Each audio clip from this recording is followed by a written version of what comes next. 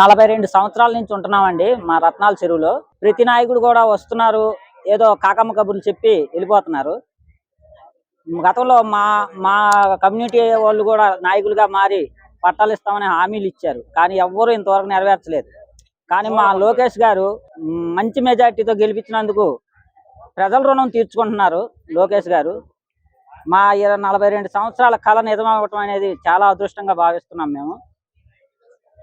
ఏం చెప్పాలో అంత కలగా ఉంది. వాస్తవం చెప్పాలంటే అసలు ఎప్పుడు జరిగింది ఇదంతా కార్యక్రమం అన్నట్టుగా ఒకేసారి మాకు పట్టాలు ఇస్తారు. రత్నాల చెరువు పేరు జనగానే మాకు ఆనందం, చెరువు మొత్తం ఆనందంగా చాలా సంబరాలు జరుపుకున్నాం మేము ఆ రోజునే.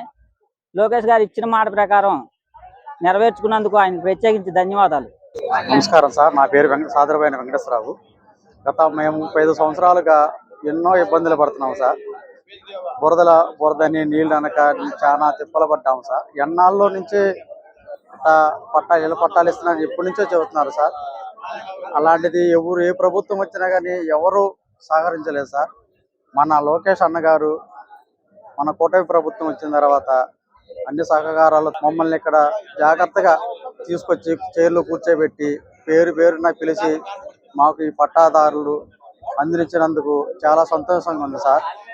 జై కూటమి ప్రభుత్వం.